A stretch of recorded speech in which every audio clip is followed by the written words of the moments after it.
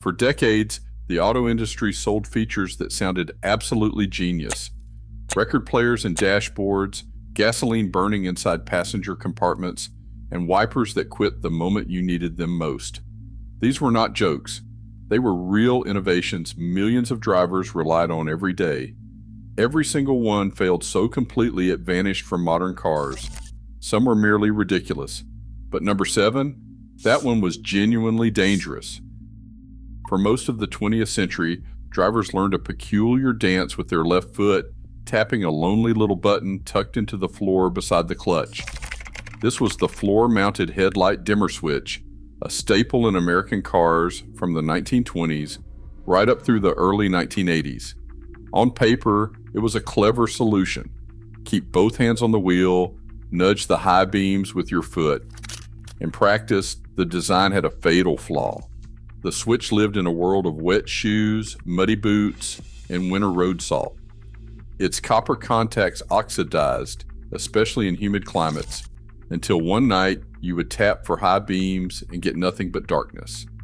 Mechanics found cracked ABS housings, frayed wires chafed against the floor pan, and so much corrosion that the entire circuit could fail with a single rusty click.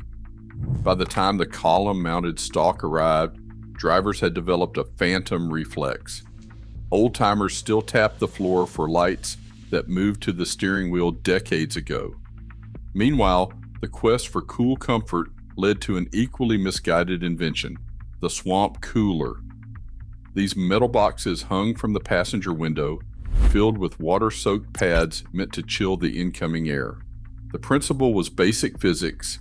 Evaporation lowers temperature, but the execution was at the mercy of the weather. In the dry heat of Arizona, the cabin might actually feel 10 degrees cooler. But in humid places like Florida, the Swamp Cooler just added soggy air and fogged windows with barely a whisper of relief. Pads quickly clogged with minerals from hard water, turning maintenance into a full-time job.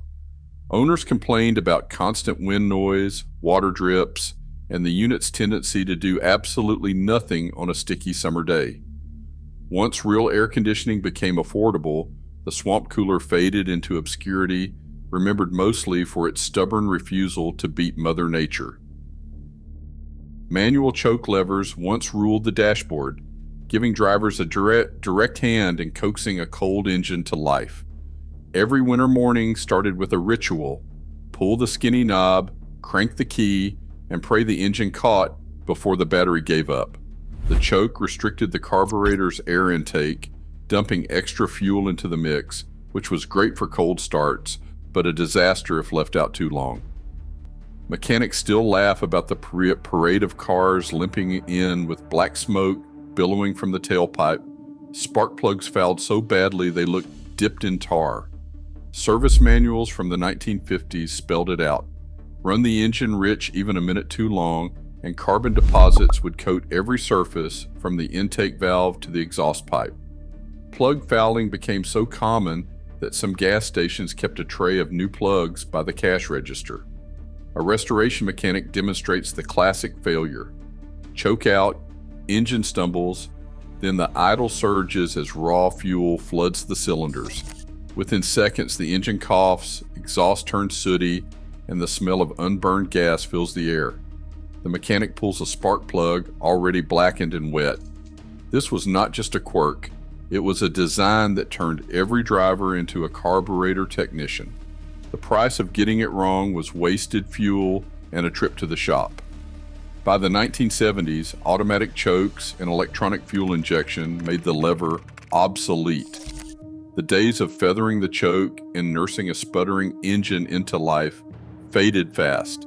Cars now started with a single turn of the key, no more plug fouling, no more clouds of black smoke, and no more dashboard levers to yank in the hope of a miracle start. In the world of automotive missteps, nothing quite matches the nerve of burning gasoline under the dashboard to keep your toes warm. Volkswagen's air-cooled Beetle, famous for its stubborn simplicity, came with a heater that did exactly that, a small combustion chamber tucked beneath the dash, sipping fuel straight from the tank. The idea sounded ingenious. if the engine can't make enough heat, just light a fire under the hood. But the reality was a rolling fire hazard. The metal housing, barely shielded from the cabin, could crack with age. If the flame blew out or the vent lines leaked, raw gasoline fumes would seep into the car, mixing with a live ignition source.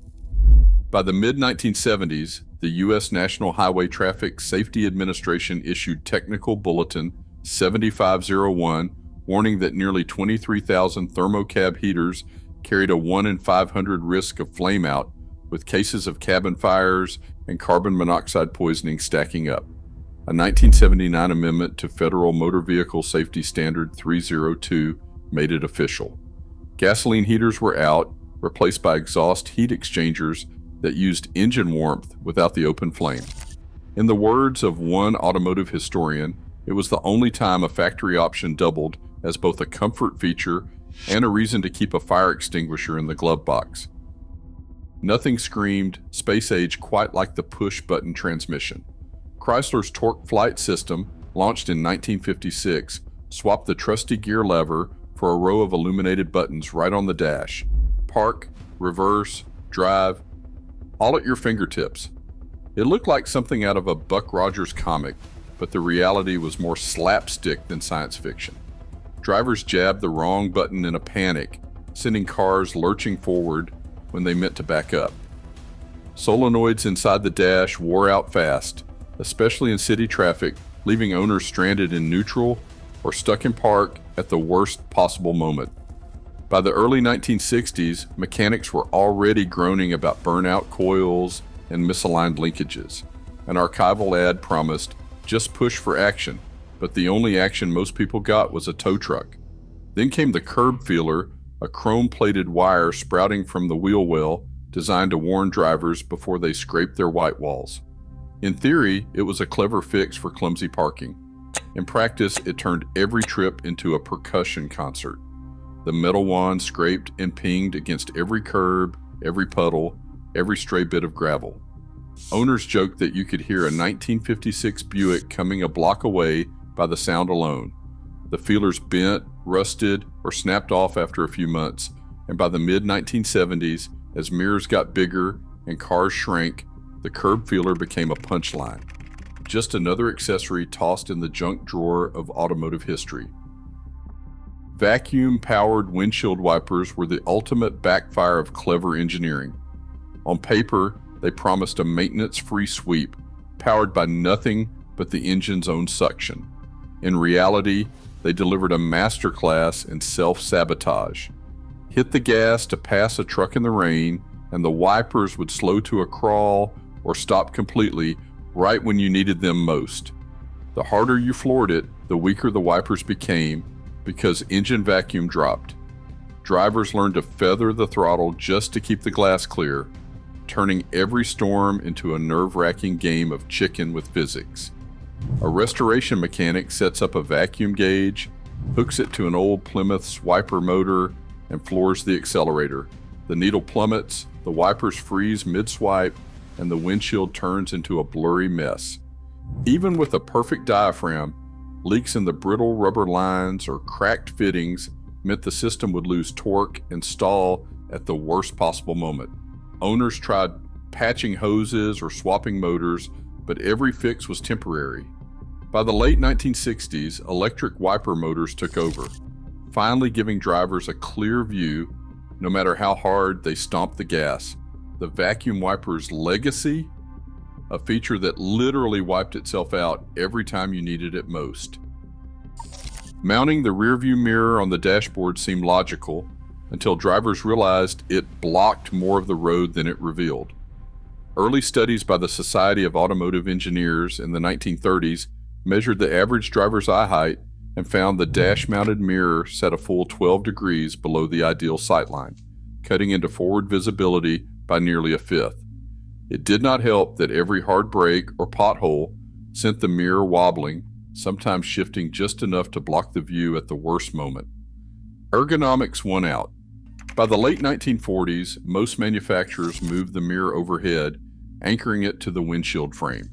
This simple relocation brought the mirror closer to the driver's natural line of sight and kept it steady, finally clearing up the view ahead. The lesson was clear. Sometimes the best place for a feature is exactly where the human eye expects it to be. Automatic seatbelts, the supposed saviors of late 1980s safety, turned out to be more of a mechanical menace than a life preserver. These motorized straps glided along the doorframe, trapping unsuspecting arms, purses, or even the occasional sandwich in their relentless quest to secure the driver. Stories circulated of belts jamming halfway, forcing drivers to wrestle themselves free while the car chimed in protest. Emergency rooms reported a steady trickle of minor injuries, mostly bruises and pinched skin, while regulators quietly shifted focus to airbags, which could actually protect you without threatening to strangle you in a parking lot. Then there was Chrysler's Highway Hi-Fi, a dashboard-mounted record player that promised concert hall sound at 60 miles an hour. In reality, every pothole sent the needle skittering across the vinyl, leaving drivers with a soundtrack of skips, scratches, and sudden silence. Only 18,000 units were ever sold, and most were retired after a single joyless spin. The only thing more fragile than the records was the driver's patience, and maybe their wallet, after paying for a feature that could not survive the first speed bump. Automakers still promise tomorrow's brilliance, but history proves some innovations belong in the junkyard. Absurdity and ambition often ride together, sometimes right into a ditch. Today, the next big idea might be tomorrow's punchline. Progress makes us safer, but nostalgia keeps our glove box full of good stories. Share your favorite automotive oddity below.